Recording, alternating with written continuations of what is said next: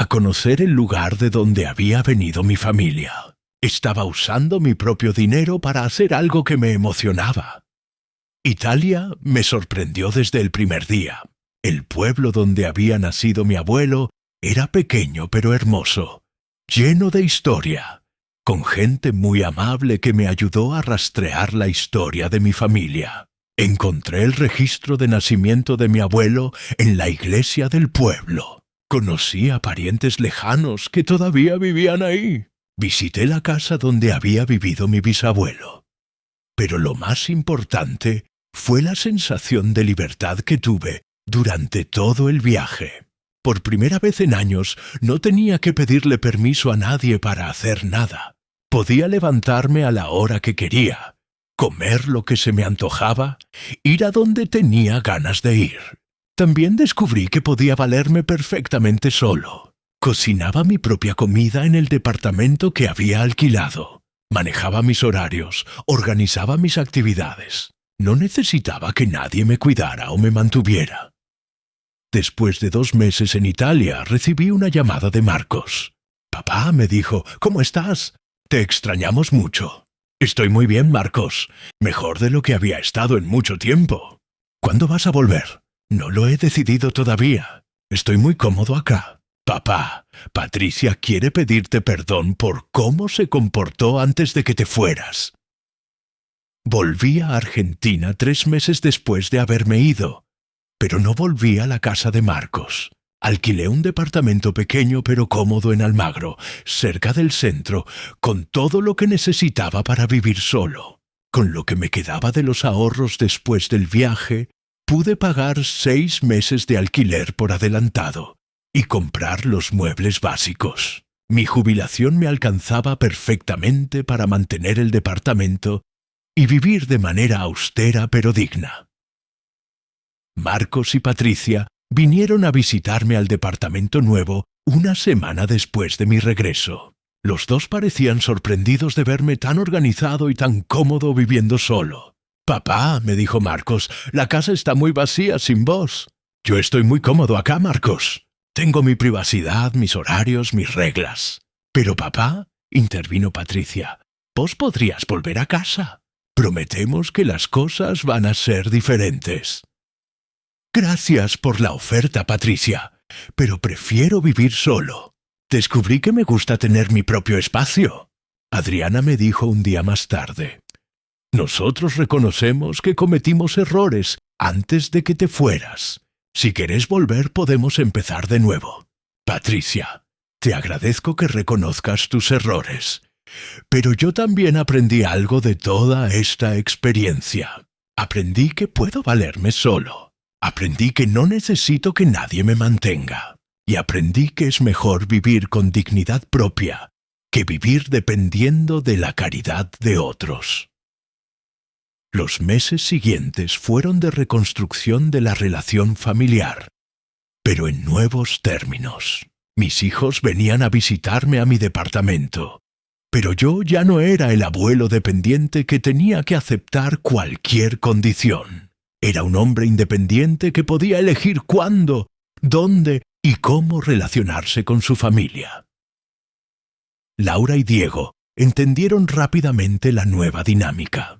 Venían a almorzar los domingos, me llevaban a pasear, me incluían en sus planes familiares, pero siempre respetando mi independencia y mis decisiones. Marcos tardó más en adaptarse. Durante mucho tiempo siguió tratándome como si fuera su responsabilidad cuidarme.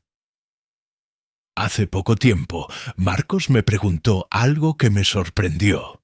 «Papá», me dijo, «¿cómo hiciste para juntar los ahorros que tenías cuando te fuiste a Italia?» «¿Por qué me preguntas eso?»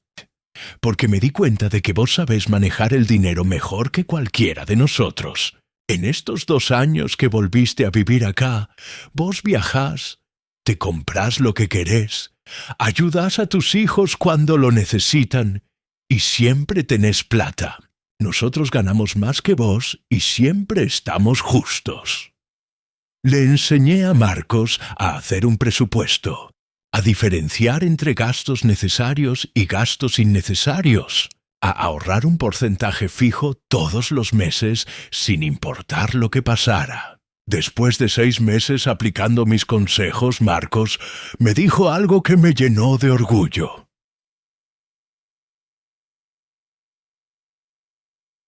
Papá, me dijo, por primera vez en mi vida llegué a fin de mes con plata en el banco.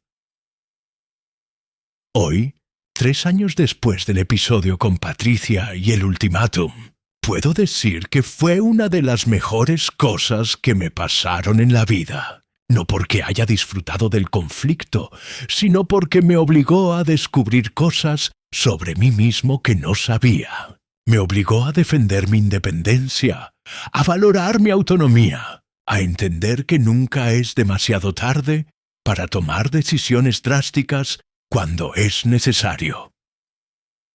También me enseñó algo muy importante sobre las relaciones familiares. La familia que realmente te ama va a respetarte incluso cuando no entienda tus decisiones. Y la familia que solo te quiere por lo que podés darles no merece que te sacrifiques por ella. Tengo 68 años ahora. Vivo cómodamente en mi departamento con total independencia económica y personal. Viajo cuando quiero. Ayudo a mis hijos cuando lo necesitan y disfruto de mis nietos sin presiones. Pero sobre todo sé que si mañana alguien me vuelve a dar un ultimátum como el que me dio Patricia, tengo las herramientas y la experiencia para defenderme. Ustedes que me escucharon hasta acá, ustedes que conocen toda mi historia, quiero preguntarles algo muy personal. ¿Alguna vez alguien de su familia trató de chantajearlos económicamente? ¿Alguna vez les dijeron que si no entregaban su dinero iban a perder algo importante para ustedes? Si la respuesta es sí, quiero que sepan que está bien defenderse.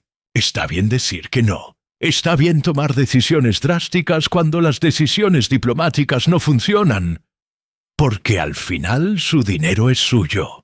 No importa si son jóvenes o viejos, si tienen mucho o poco, si su familia lo necesita o no. Su dinero es el resultado de su trabajo, de sus sacrificios, de sus decisiones, y nadie tiene derecho a exigirles que lo entreguen. La familia que realmente los ama va a entender eso, y la familia que no lo entiende no merece su sacrificio. El gas se consume mucho más porque te bañas todos los días y querés que la casa esté siempre caliente. La comida alcanza menos porque vos comés como si fueras un trabajador de 20 años. Yo trataba de ser comprensivo. Entendía que mi presencia había modificado la dinámica económica de la casa, pero también sabía que estaba aportando una parte importante de mis ingresos y que merecía ser tratado con respeto. El problema se agravó cuando Marcos tuvo una reducción de sueldo en la fábrica. La empresa estaba atravesando una crisis y todos los empleados tuvieron que aceptar una rebaja del 15% en sus salarios. Esa noche, Patricia y Marcos tuvieron una discusión muy fuerte sobre dinero. Yo estaba en el salón, pero podía escuchar todo porque hablaban a los gritos en su dormitorio. No llegamos a fin de mes, decía Patricia. Con tu sueldo reducido y todos los gastos que tenemos, no podemos seguir así. ¿Qué querés que haga?, respondía Marcos. El trabajo está así, no es culpa mía. Tu papá tiene que aportar más, insistía Patricia. Él cobra una jubilación entera y solo nos da una parte. Si va a vivir acá, tiene que pagar como corresponde. Al día siguiente Marcos vino a hablar conmigo. Estaba incómodo. Se notaba que no quería tener esa conversación. Papá, me dijo, necesitamos que aumentes tu aporte mensual. ¿Cuánto más? Necesitamos que aportes toda tu jubilación. Patricia calculó todos los gastos y no podemos seguir subsidiándote. ¿Subsidiándome, Marcos? Yo estoy pagando mi parte.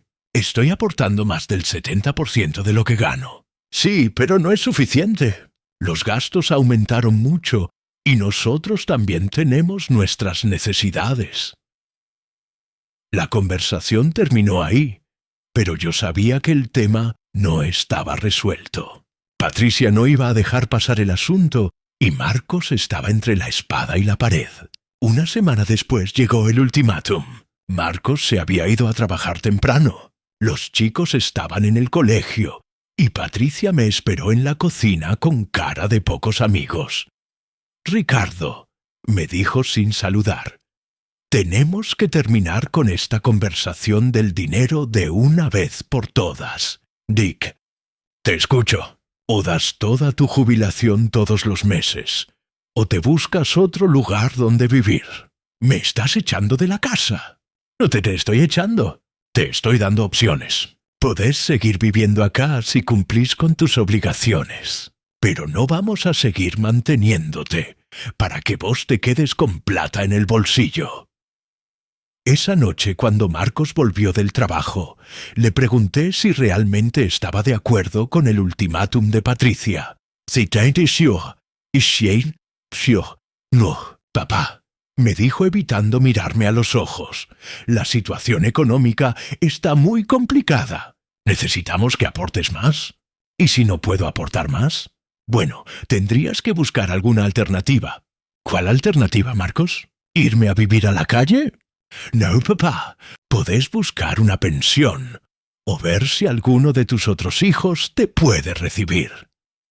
Esa noche no pude dormir. Me quedé despierto en el sofá del salón, pensando en todas mis opciones. Podía buscar una pensión, pero con lo que me quedaba de jubilación, después de darles a ellos una parte, no me alcanzaba para pagar una habitación decente. Podía llamar a Laura o a Diego para pedirles que me recibieran, pero sabía que los dos tenían sus propios problemas económicos y familiares. No era justo cargarlos con la responsabilidad de mantenerme. Podía aceptar las condiciones de Patricia y entregarles toda mi jubilación, pero eso significaba convertirme en un prisionero en su propia casa, dependiendo completamente de su buena voluntad para cualquier cosa que necesitara. O podía hacer algo completamente diferente, algo que ninguno de ellos se imaginaba que yo podría hacer. Al día siguiente, mientras Patricia estaba trabajando y Marcos también, fui al banco. Retiré todos los ahorros que tenía guardados desde la venta de mi casa. Era una cantidad considerable, más de lo que cualquiera de mis hijos se imaginaba que yo tenía. Después fui a una casa de empeños y vendí mi reloj, mi cadena de oro y algunos otros objetos de valor que había conservado desde la época de Elena. También vendí algunas herramientas de trabajo que ya no usaba pero que tenían valor para otros trabajadores. Con todo ese dinero fui a una agencia de viajes. «Quiero comprar un pasaje de avión», le dije a la empleada. «¿A dónde quiere viajar?», se me preguntó. «A Italia. Quiero conocer el pueblo donde nació mi abuelo». Era algo que siempre había querido hacer, pero que nunca me había animado. Mi abuelo paterno había emigrado de un pueblo de Calabria a principios del siglo XX. Siempre me había contado historias sobre ese lugar, pero yo nunca había tenido la oportunidad ni el dinero para visitarlo. Compré un pasaje de ida y vuelta con fecha abierta. También contraté un seguro de viaje. Reservé un hotel para las primeras noches y me anoté en un tour organizado para turistas que querían conocer sus raíces familiares. Cuando volví a la casa de Marcos, Patricia ya había llegado del trabajo. Me estaba esperando en la cocina con una expresión que daba miedo. «Tom Couture, ¿dónde anduviste todo el día?», y me preguntó. «Haciendo trámites». «¿Qué trámites?». «Organizando mi futuro». «¿Tu futuro? Espero que hayas decidido aportar la plata que corresponde». «Decidí algo mejor que eso, Patricia». Saqué los papeles del viaje y se los mostré. Los boletos de avión, las reservas del hotel, la documentación del tour. «¿Qué es esto?», preguntó con cara de no entender nada. Es mi pasaje a Italia. Me voy el mes que viene a conocer el pueblo donde nació mi abuelo. Pero, ¿con qué plata? Con mi plata, con los ahorros que tenía guardados. Se quedó helada cuando se dio cuenta de las implicaciones de lo que le estaba diciendo. ¿Cuántos ahorros tenías? Los suficientes para pagarme este viaje y para vivir un tiempo largo sin depender de nadie. Pensó, ¿y por qué nunca dijiste que tenías plata guardada? Porque era mi plata, mis ahorros para emergencias, y resulta que esta era la emergencia para la cual los había guardado. Pero Ricardo, si vos tenés plata, podés aportar más a los gastos de la casa. No voy a aportar más, Patricia. De hecho, no voy a aportar nada más. ¿Cómo que no vas a aportar nada? ¿Cómo escuchaste? A partir de mañana no voy a dar ni un peso para los gastos de esta casa. ¿Y entonces dónde vas a vivir? En un hotel hasta que salga mi vuelo. Y después en Italia, el tiempo que se me ocurra. Cuando llegó Marcos del trabajo, Patricia le contó toda la historia. Los dos vinieron a hablar conmigo con caras de circunstancia. «Papá», me dijo Marcos, «¿es cierto que te compraste un pasaje a Italia?» «Es cierto». «¿Y que tenías ahorros que nunca nos contaste?» «Pues cierto también». «¿Por qué nunca nos dijiste que tenías esa plata?» «Porque era mi plata de emergencia, y nunca pensé que la emergencia iba a ser que mi propia familia me iba a amenazar con echarme a la calle si no les daba toda mi jubilación». Los siguientes días, la tensión en la casa era insoportable. Patricia me hablaba solo lo indispensable. Marcos evitaba las conversaciones largas conmigo. Los chicos notaban que algo pasaba, pero no entendían qué. Una semana antes de mi viaje, Laura y Diego vinieron a visitarme. Alguien les había contado lo que estaba pasando. «Papá», me dijo Laura, «¿es cierto que te vas a Italia?» «Es cierto». Les conté toda la historia. Cómo había empezado el problema del dinero. Cómo Patricia me había dado el ultimátum. Cómo yo había decidido gastar mis ahorros en el viaje en lugar de dárselos a ellos. Diego fue el primero en reaccionar. «Tensiones. Papá», me dijo, «me parece muy bien lo que hiciste. Si tenías esa plata guardada, es tu derecho a hacer con ella lo que se te ocurra». Laura fue más diplomática. «Papá, entiendo tu decisión, pero también entiendo la situación económica de Marcos. Capaz se podrían haber puesto de acuerdo de otra manera».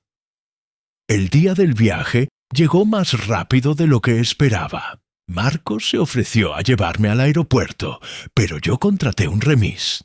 No quería despedidas incómodas. La noche anterior Patricia me pidió disculpas. «Ricardo», me dijo, «capaz fui muy dura con el tema del dinero. No era mi intención que las cosas llegaran a este punto». «Ya está, Patricia. Las decisiones están tomadas». El vuelo salía a las 11 de la mañana. A las 8 ya estaba en el aeropuerto facturando mi equipaje. Era una valija grande con ropa para varias semanas y algunas cosas personales que no quería dejar en la casa de Marcos. En el avión, mientras sobrevolábamos el Atlántico, pensé en todo lo que había pasado durante los últimos meses. ¿Había hecho lo correcto? Era una locura gastar tanto dinero en un capricho de viejo.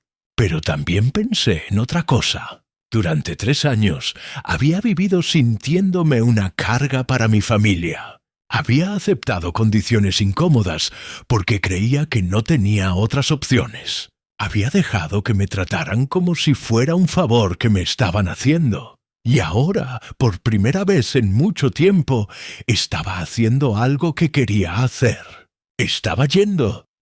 Me llamo Ricardo Morales. Tengo 65 años y soy un hombre retirado que dedicó su vida entera al oficio de la albañilería. Mi yerna Patricia me advirtió que si no entregaba mi pensión íntegra cada mes, ya no tendría lugar para dormir en el hogar de mi hijo. Entonces decidí liquidar todo lo que poseía. Y lo que ocurrió después les mostró a todos una verdadera lección sobre el significado del dinero dentro de una familia. Imaginen esta circunstancia. Tras 45 años de labor construyendo muros, transportando bloques y edificando hogares para desconocidos, después de residir los últimos 3 años en la vivienda de mi hijo, debido a que perdí mi empleo por mi edad avanzada, mi propia yerna me presentó un ultimátum.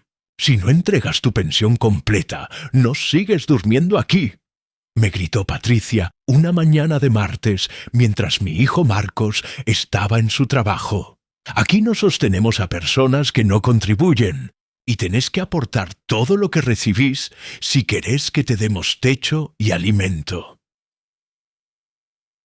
Lo que Patricia desconocía era que yo había estado acumulando fondos en secreto durante esos 3 años. Lo que ella jamás imaginó es que su avaricia le costaría mucho más caro de lo que había calculado. Y lo que nunca anticipó es que su suegro tenía un plan que transformaría para siempre la dinámica de autoridad en ese hogar.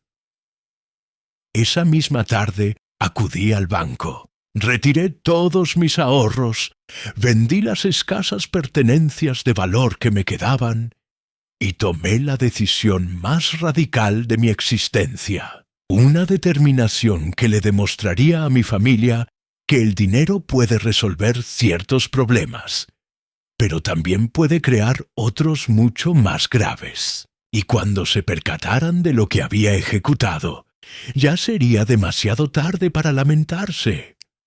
Escuchen esta historia completa y díganme qué habrían hecho ustedes en mi posición. Cuéntenme también desde qué ciudad me están escuchando, porque esta es una historia sobre la codicia dentro de las familias y las consecuencias inesperadas que puede desencadenar cuando se lleva al extremo.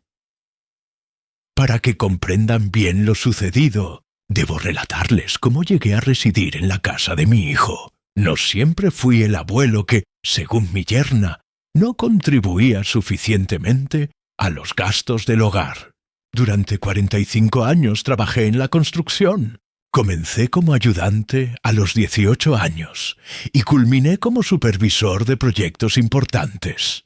Construí edificios, residencias, plantas industriales, instituciones educativas. Mi labor era exigente, pero me satisfacía ver cómo de la nada surgía algo sólido, algo que perduraría por décadas. Me casé con Elena cuando tenía 26 años. Ella trabajaba como modista y juntos formamos una familia trabajadora de clase media. Tuvimos 3 hijos, Marcos el mayor, después Laura y finalmente Diego el menor. Elena y yo siempre vivimos de manera modesta, no porque fuéramos pobres, sino porque sabíamos que el trabajo en la construcción era variable.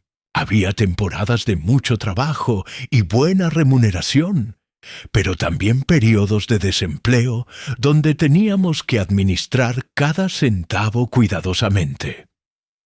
Por eso siempre fuimos muy prudentes con el dinero. Elena manejaba las finanzas del hogar como si fuera una empresa. Cada gasto estaba planificado. Cada compra era evaluada 2 veces antes de realizarse.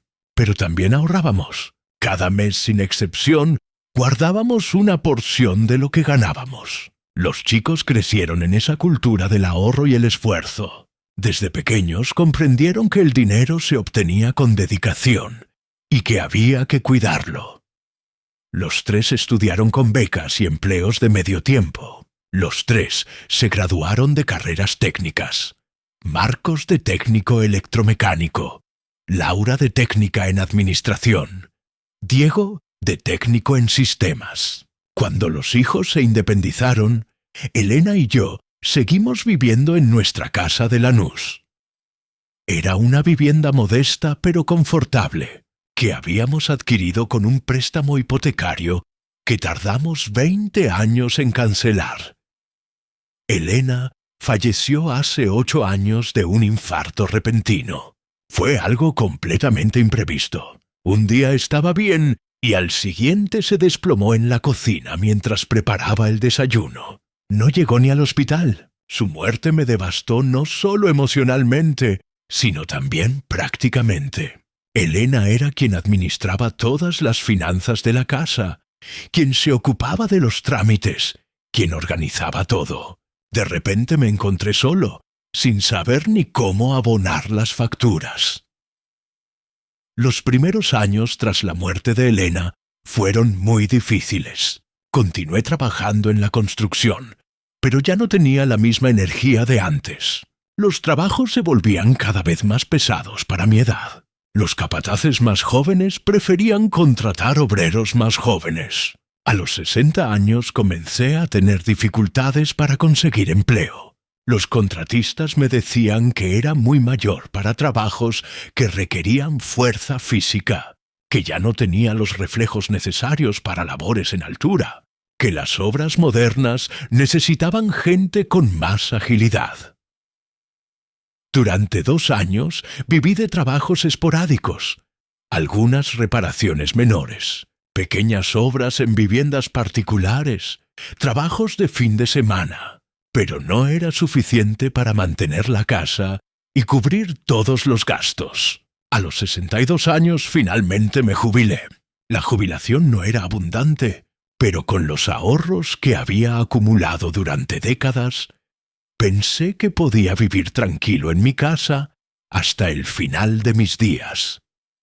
Pero 1 año después de jubilarme, comenzaron los problemas serios. La casa necesitaba reparaciones importantes que yo ya no podía realizar por mi cuenta y que no podía costear con mi jubilación. El techo tenía filtraciones. La instalación eléctrica estaba anticuada. Las paredes necesitaban pintura. Además, vivir solo se me había vuelto muy complicado. No sabía cocinar como Elena. No sabía organizar las compras. No sabía manejar las cuentas del mes. Más de una vez se me cortó la electricidad por no pagar a tiempo, o me quedé sin gas porque no me acordé de cargar el tanque. Fue entonces cuando Marcos me propuso que me fuera a vivir con él y su familia. «Papá», me dijo, «vende la casa y vení a vivir con nosotros. Patricia está de acuerdo y los chicos van a estar contentos de tener al abuelo en casa». La propuesta me tentó mucho. Marcos vivía en una casa más grande en Villa Ballester. Tenía un buen empleo como supervisor técnico en una planta industrial, y su esposa Patricia trabajaba como administrativa en una institución educativa. Tenían 2 hijos, Damián de 15 años y Florencia de 12. Vendí mi casa de Lanús y me mudé con la familia. Con el dinero de la venta pagué algunas deudas que tenía. Me compré ropa nueva y el resto lo deposité en un plazo fijo que me daba un interés mensual pequeño pero constante. Los primeros meses en la casa de Marcos fueron buenos. Patricia me recibió bien. Los chicos estaban contentos de tener al abuelo cerca. Yo me sentía útil ayudando con algunas tareas del hogar. Pero poco a poco comenzaron los problemas. El primero fue por el espacio. La casa tenía 3 dormitorios. Uno para Marcos y Patricia, uno para Damián y uno para Florencia. Yo dormía en un sofá-cama del salón, lo cual significaba que no tenía privacidad y que además el salón no se podía usar normalmente por las noches. Patricia empezó a quejarse de que la casa se había vuelto muy pequeña, de que no tenían espacio para recibir visitas, de que ella no podía mirar televisión por las noches porque yo ya estaba durmiendo. El segundo problema fue por la comida. Yo tenía costumbres alimenticias diferentes a las de la familia. Elena me había acostumbrado a comer mucha carne, mucho asado, comidas abundantes. Pero Patricia cocinaba de manera más moderna. Ensaladas, pollo, pescado, porciones más reducidas. Además, yo estaba acostumbrado a tomar mate todo el día y a merendar con facturas o torta. Eso significaba gastos extra en la compra semanal que Patricia empezó a resentir. El tercer problema fue por las visitas. Los fines de semana venían Laura y Diego con sus familias a almorzar. Eran reuniones agradables donde yo disfrutaba mucho de estar con todos mis hijos y nietos. Pero para Patricia significaba más trabajo, más gastos, más desorden en la casa. Un día me dijo directamente: «Ricardo, tus hijos pueden venir a visitarte, pero no podés invitarlos a almorzar acá todos los domingos. Yo no doy abasto cocinando para tanta gente». El cuarto problema, y el más importante, fue por el dinero. Durante el primer año, yo aportaba una parte de mi jubilación para los gastos de la casa. Calculamos que mis gastos de comida, servicios y uso del espacio representaban aproximadamente el 40% de mi jubilación. Pero a medida que pasaba el tiempo, Patricia empezó a pedirme que aportara más. Primero el 50%, después el 60%, después el 70%. Su argumento era que los precios subían, que la casa gastaba más con una persona extra, que yo tenía que ser más consciente de lo que costaba mantenerme. «Ricardo», me decía, «vos no te das cuenta de lo que gastas. La factura de electricidad se duplicó desde que llega.